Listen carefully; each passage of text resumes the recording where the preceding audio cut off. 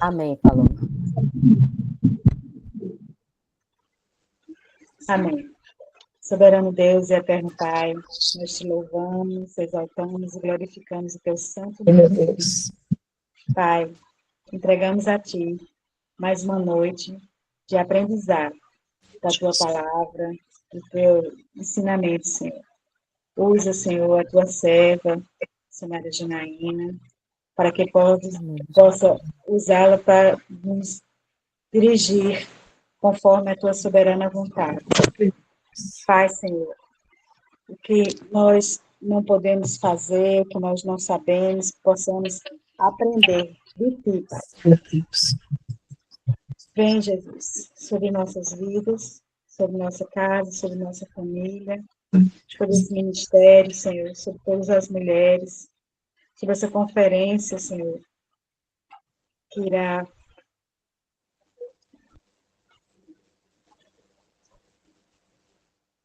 Amém, Jesus.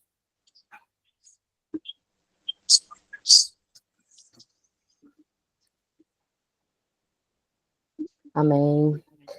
Acho que ela apertou o microfone.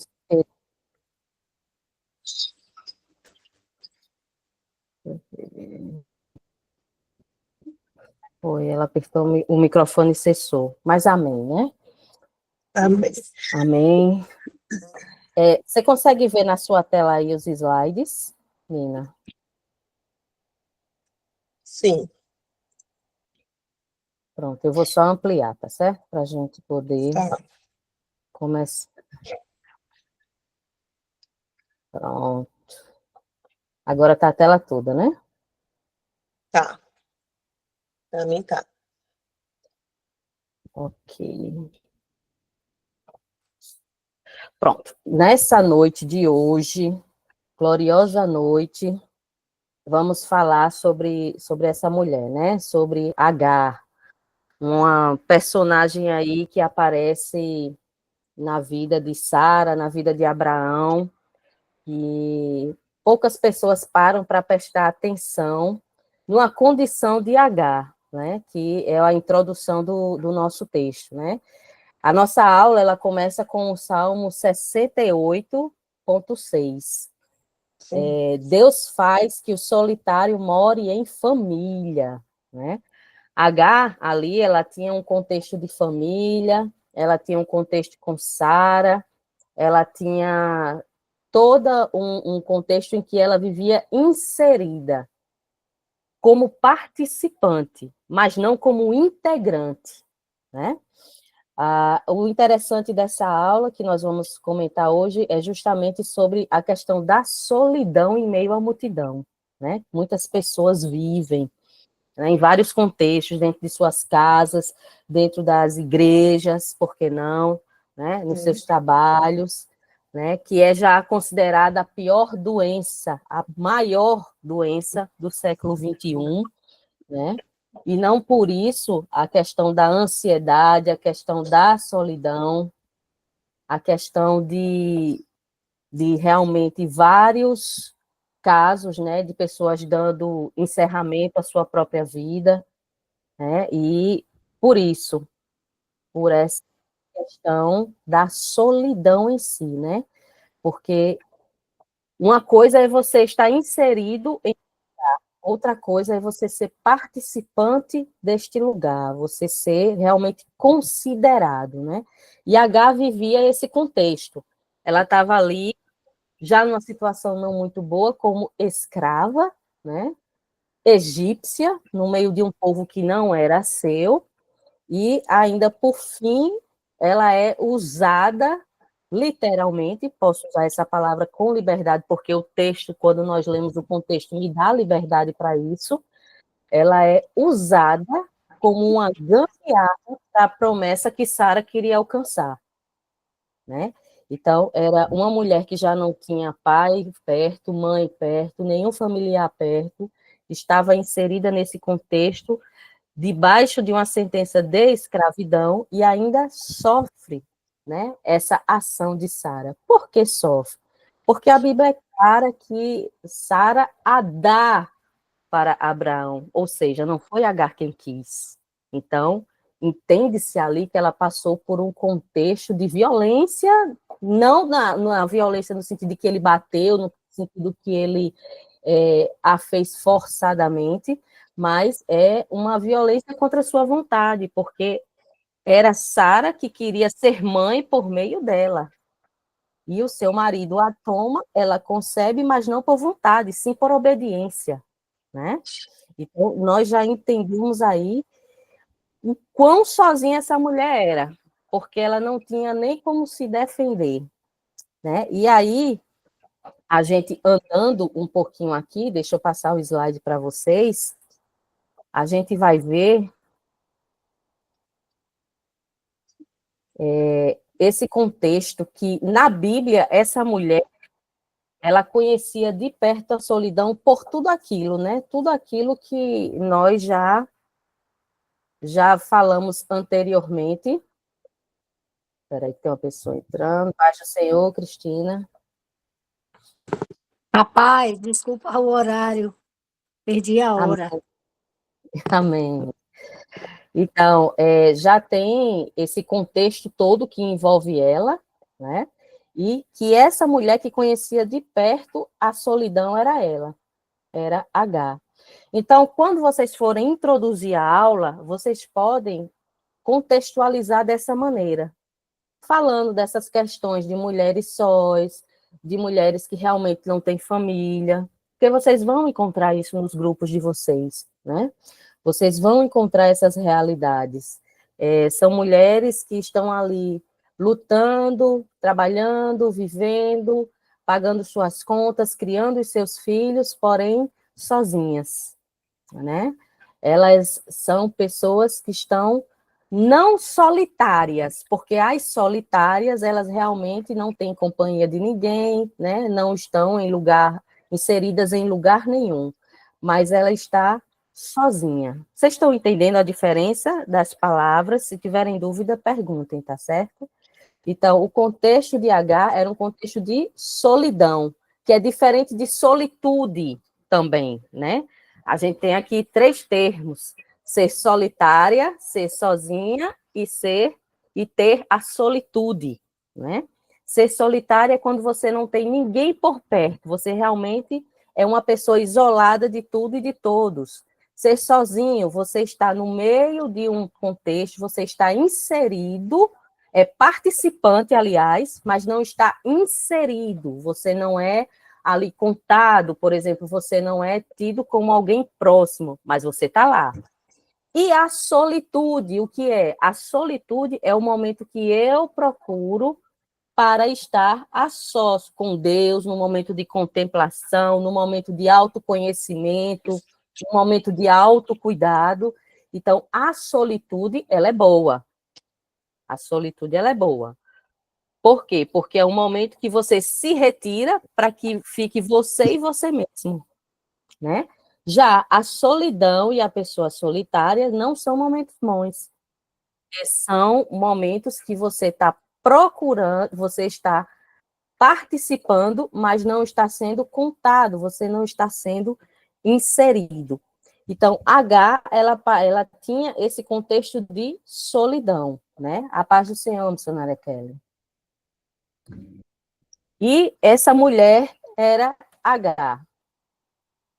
E aí a gente vai ver que H, ela aparece pela primeira vez em Gênesis 16. Quem tiver com sua Bíblia, se puder abrir, né? Gênesis 16. A gente vai ver aqui, ó, por causa de Sara, outra vez H sofreria as consequências das decisões da matriarca, né? A primeira vez a gente vai ver aqui em Gênesis 16, né, do 1 ao 14, né, que é quando justamente Sara resolve fazer a gambiarra da promessa, né, que Deus tinha feito a Abraão e que ela, infelizmente, né, se torna uma vítima dessa situação para que Sara pudesse se sentir mãe através de Agar. A partir do versículo 1, Gênesis 16, 1, diz assim, ó: Ora, Sarai, mulher de Abraão, não lhe dava filhos, tendo, porém, uma serva egípcia por nome Agar. Disse Sarai a Abrão: Eis que o Senhor me tem pedido de dar à luz, pois a minha serva, e assim me edificarei com filhos por meio dela. Dela. E Abrão anuiu ao conselho de Sarai. Então Sarai, mulher de Abrão, tomou Agar, egípcia, sua serva, e deu-a. Tá vendo que aqui ela é posta como quase como que um objeto, né? Deu-a por mulher a Abrão, seu marido, depois de ter ele habitado por 10 anos na terra de Canaã. E ele a possui e concebe, né?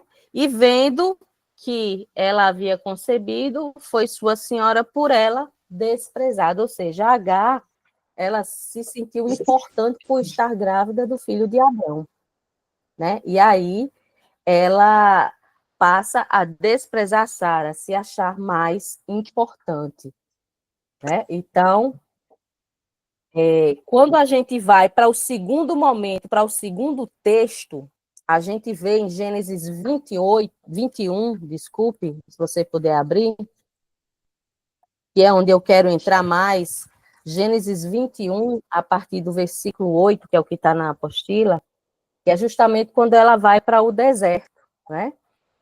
Que é o quê? Isaac cresce, foi desmamado e está havendo ali uma festa justamente para comemorar, né? Que o menino agora já era grande e tinha sido desmamado.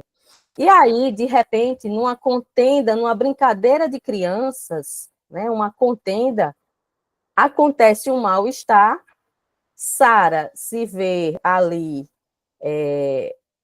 totalmente afrontada, né? Porque Isaac era o seu tesouro, né? A criança prometida. E quando ela vê Ismael falando do menino ou tendo alguma brincadeira que ela não gostou, ela simplesmente resolve se desfazer das pessoas, não é? Vejam bem, se vocês estudaram as aulas anteriores, e a aula anterior, principalmente a aula 3, que foi a aula sobre Sara, vocês viram que Sara passou por coisa semelhante, né? Não sei se vocês estudaram, se vocês leram a apostila, mas também, por 2 vezes, Sara foi entregue a reis por medo de Abraão de ser morto. Então, ela sabia o que era ser desprezada, ela sabia o que era ser usada, ela sabia o que era ser entregue a outro por causa de um motivo de outra pessoa. Então, o que é que a gente aprende aqui? O que a gente fala sempre, a Bíblia está me mostrando. Geralmente, a gente fere as pessoas com aquilo que nós fomos feridos.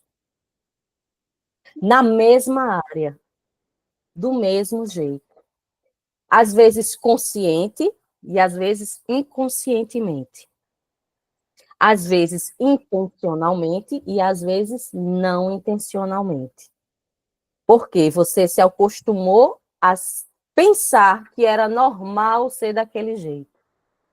Veja o contexto dos patriarcas, tempos antigos, era normal ter escravos, era normal você contar escravos junto com os animais, era normal que as mulheres, mesmo que esposas, não fossem contadas, né? Então, no primeiro momento, Sara, ela foi usada como moeda de proteção para Abrão. E agora Sara está usando Agar como moeda de adiantamento da promessa que Deus tinha feito para ela.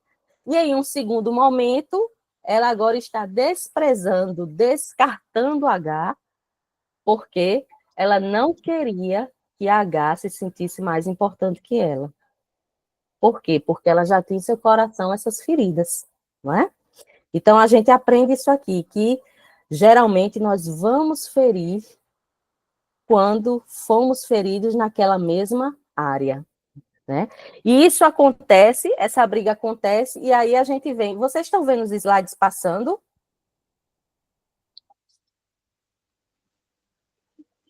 Não. Tá passando, não? Não, tá só Só a parte inicial, né? Deixa isso. eu compartilhar novamente.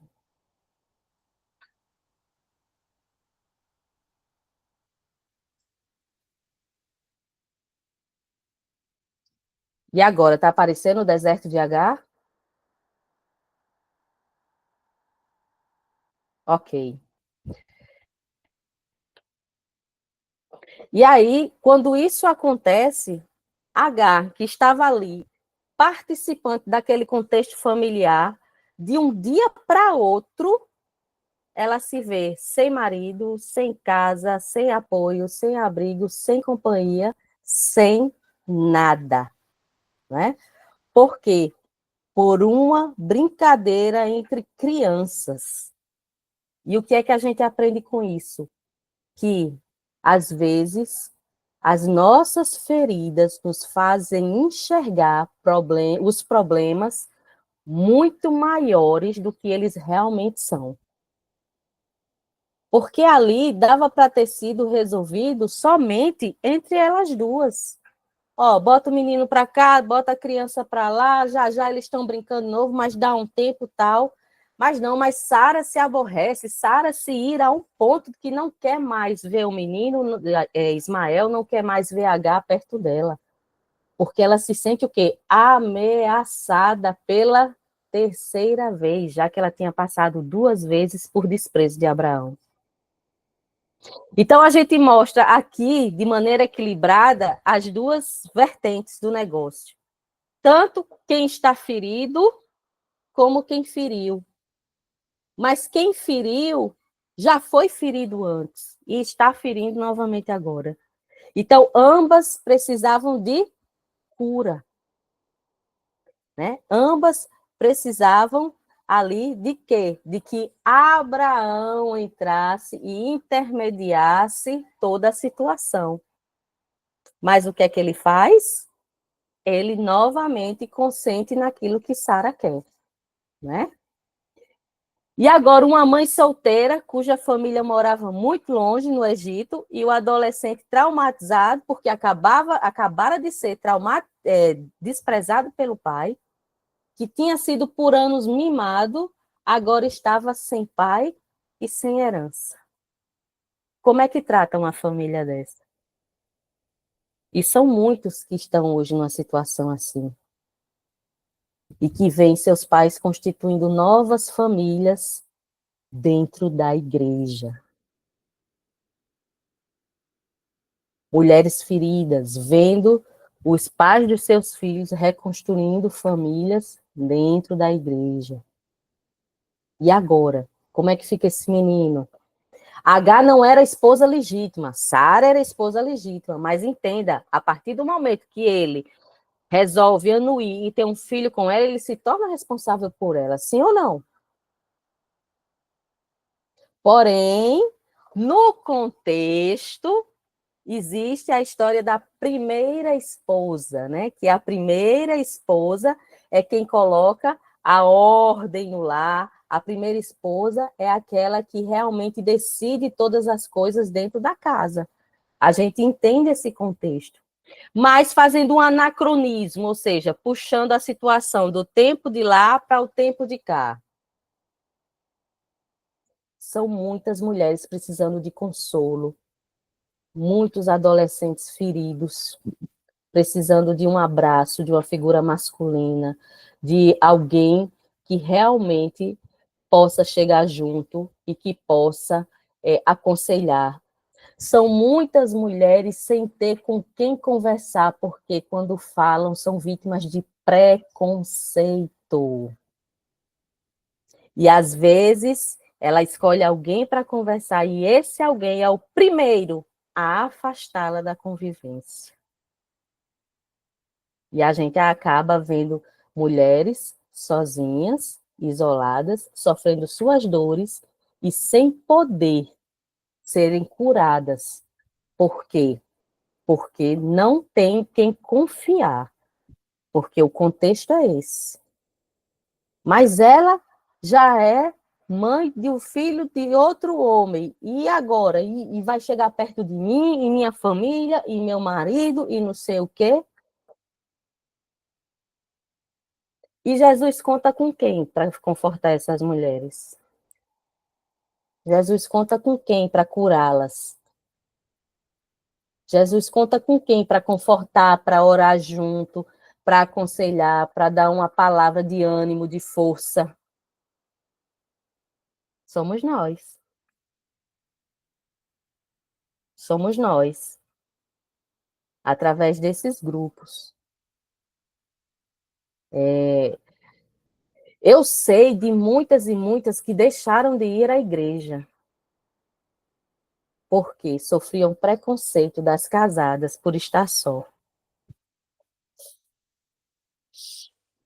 Simplesmente porque chegava na igreja e era isolada, afastada, desprezada, não é?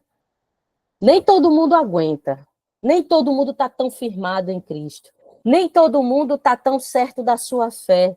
Às vezes a igreja é a última tentativa de ser aceito por alguém, de ter um acolhimento, e encontra justamente o contrário, não é? Encontra justamente o que deveria ser acolhimento e um ombro amigo. Aí eu penso, né? Que perguntas devem ter passado por suas mentes, né? Porque Abraão morava no meio do deserto, não tinha nem direita nem esquerda, como ele fez com Ló, não. É para onde vamos, o que faremos, o que será de nós? É sair de um acampamento para o nada. É como se você fosse expulso da Terra para o espaço sideral. Sem destino, sem rumo, sem um senso de direção. E assim, Abraão ainda foi muito bom, né? Muito bom, porque ainda mandou um pão e um odre de água. Sem suprimentos, sem mantimentos. Ou seja, expulsa de sua casa, sem mantimentos e sem destino. E longe de tudo. Porque lembrem-se, Abrão ele foi peregrino na terra que havia de ser o povo, e sem saber. Então, ele estava por ali, pelo deserto, morando em tendas. E eu não sei se vocês já viram em algum documentário, alguma coisa, o que é o deserto. O deserto é uma imensidão igual ao mar. Você olha para cima, olha para um lado, olha para o outro, olha para frente, você não vê nada. Não vê perspectiva, não vê continuidade, você não vê possibilidade. Você sozinha para tomar uma decisão. Se imagine nesse instante, ser sozinho, longe da sua casa, longe da sua terra, de algum familiar seu, que para chegar no Egito seria pelo menos mais uma semana de caminhada, se ele estivesse ali por perto de Canaã, e a Jerusalém hoje. Imagine, com um odre de água e um pão para 2 pessoas. Como essa mulher não se sentiu? Eu digo, ela se sentiu desesperada. Desesperada. Mas essa situação não era comum a H. Por 2 vezes ela foi levada ao deserto. O primeiro episódio está em Gênesis, né? 16, que foi o que a gente começou a ler. Depois eu recomendo que vocês leiam com suas alunas. E o segundo episódio está em Gênesis 21, que é esse que Ismael já é rapaz, já é grande, ele já está entendendo pelo que está passando. Na primeira vez, Agar foge de Sara depois de ter sido humilhada por ter concebido Ismael e tê-la desprezado, como lemos. Ou seja, Agar se sentiu mais importante. Ela se sentiu, agora ela era a mãe do herdeiro de Abrão, o pai das nações. Ou seja, passaria a ser a primeira esposa. Só que não era isso que Deus tinha dito. Deus tinha falado claramente com ela que sim, ele também seria a semente de uma grande nação, mas que a promessa não seria sobre Ismael, e sim sobre Isaac. E como Agar saiu na posição errada, do jeito errado e com o coração errado, o que é que Deus manda fazer? Manda ela voltar, se humilhar e anuncia essa promessa sobre a vida de Ismael. Porque Deus nunca vai permitir que uma promessa dele seja efetivada sobre um coração que não está na posição correta. Qual era o papel de Agar? Ser serva de Sara. Sim, ela foi escolhida lá para ter sido a mãe de Ismael. Porém, ela não tinha o direito de querer sobrepor, porque a promessa estava sobre a semente de Abraão, que seria do filho de Sara, não do dela. Né? Se a gente olhar aqui em Gênesis 16, vamos lá.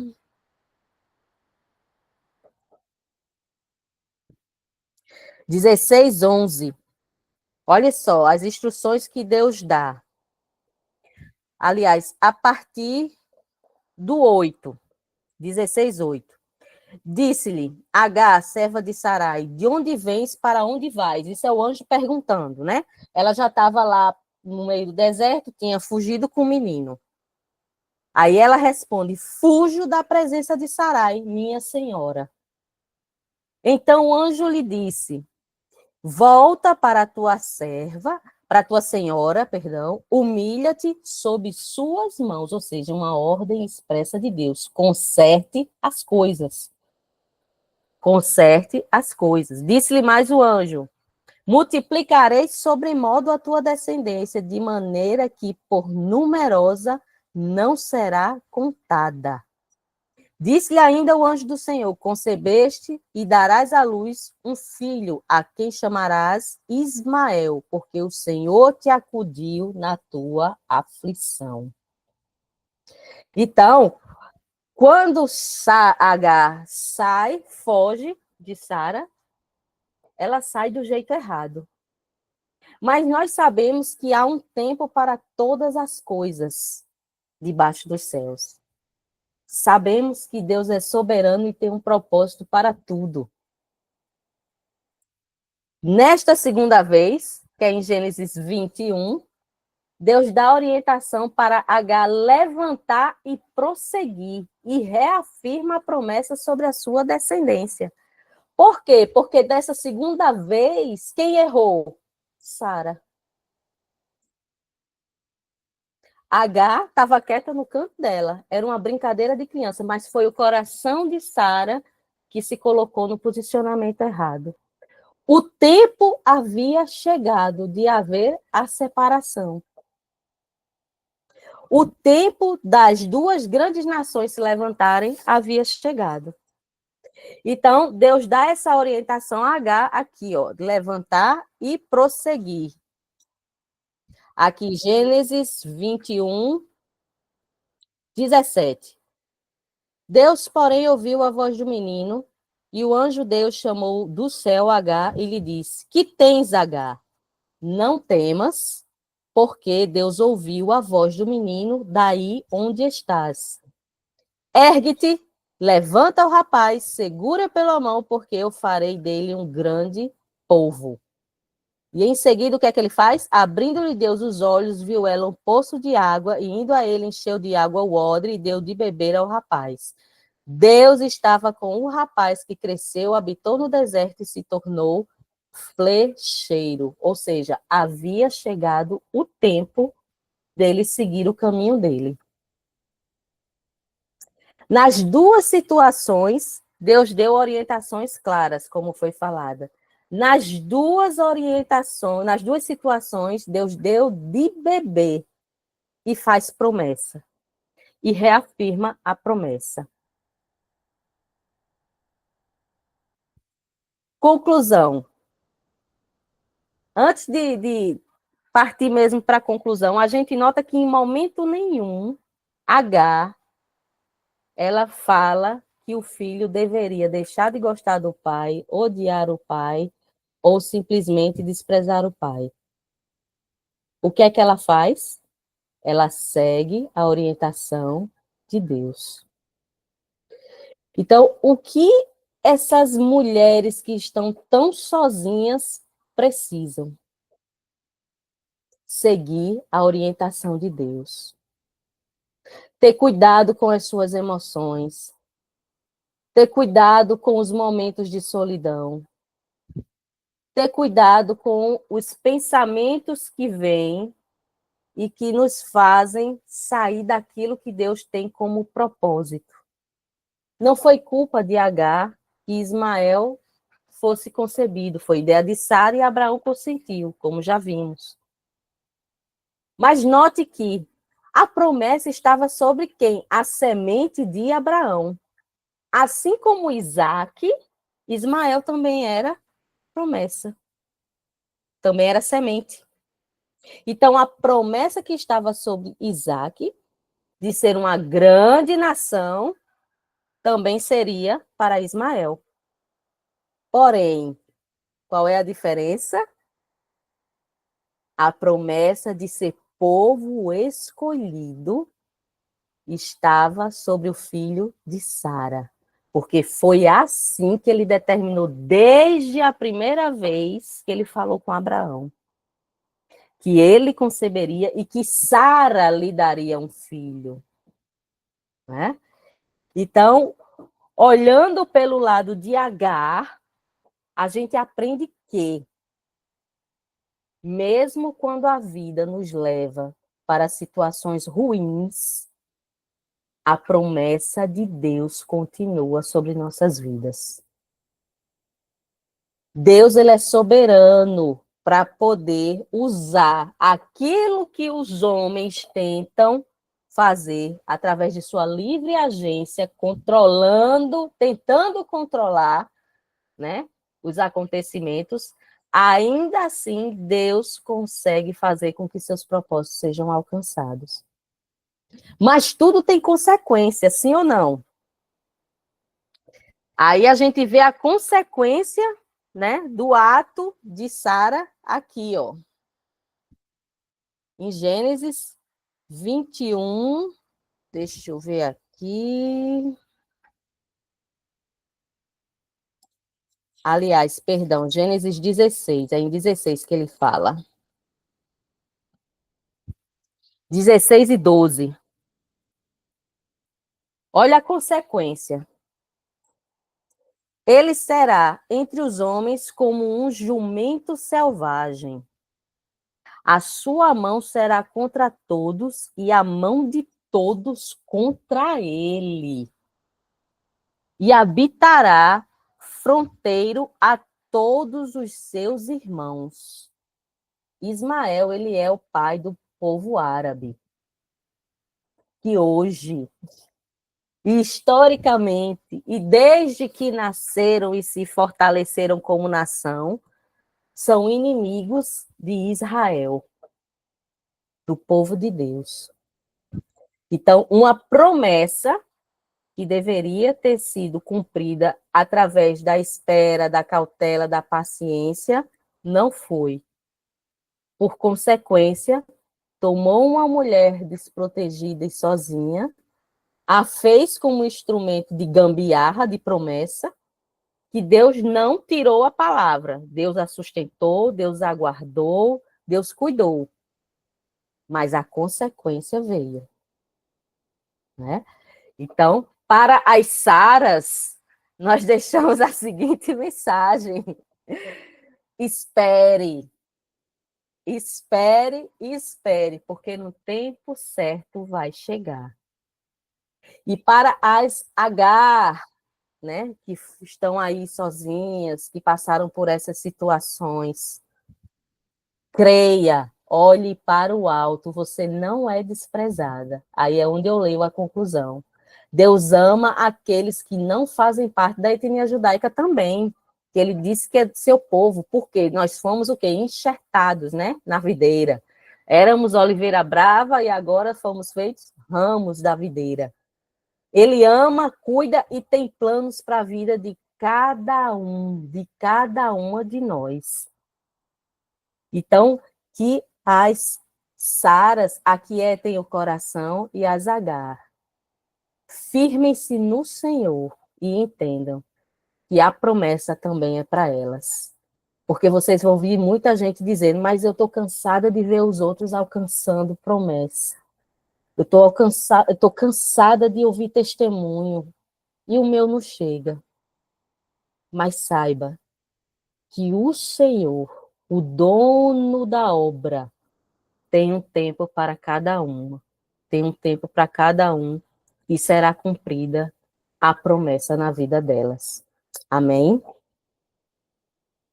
Então, essa é a aula de hoje, bem breve, certo? Rapidinha, né?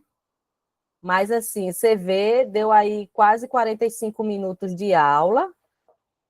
Então, se a gente souber conduzir direitinho, né, a gente consegue ter esse momento de oração, esse momento de comentários, esse momento de realmente vocês pararem para ouvir essas mulheres, o que elas pensam, porque é sempre importante, depois que a gente passa o conteúdo, ouvir as percepções, porque através das percepções é que a gente vai captar. Muitas não vão contar, mas através das percepções a gente vai captar o que está se passando pelo coração, pela mente delas. Alguém quer falar alguma coisa? Ninguém? Todo mundo entendeu? Tá tudo certo então? Todo mundo mudo?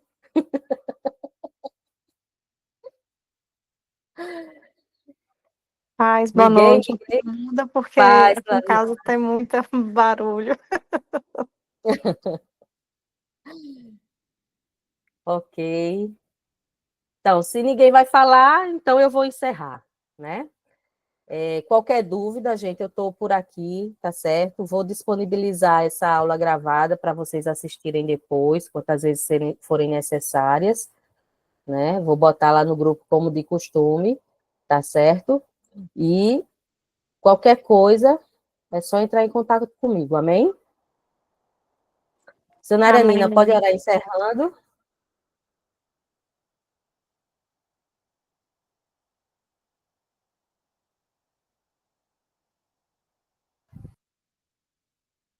A missionária Nina está com a crise de tosse. Então, deixa eu pedir à missionária Kelly, viu? Pode orar, missionária Kelly? Amém. Boa noite, a paz. Paz. Oremos. Querido e amado Deus, nesta noite nós queremos te louvar e te agradecer pela tua bondade, pela tua misericórdia. Senhor, nós sabemos que os tempos são maus e verdadeiramente a humanidade tem se sentido sozinha e tem substituído o convívio muitas vezes pela tecnologia. E mesmo estando dentro de uma congregação, a confiança, que é primeira a estrada para poder, assim, compartilhar o seu sofrimento, não é tão fácil para ser construído.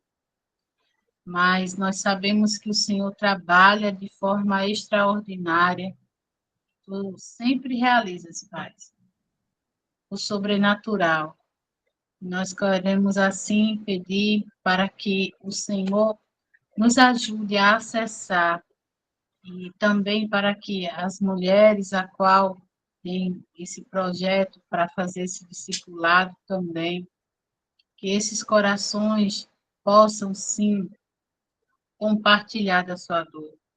Sabemos que é muito difícil, às vezes a gente encontrar uma pessoa, mas eu creio que o Senhor está escolhendo a cada um aqui para fazer esse ministério e assim cada vez mais crescer, frutificar, como é o ano do crescimento.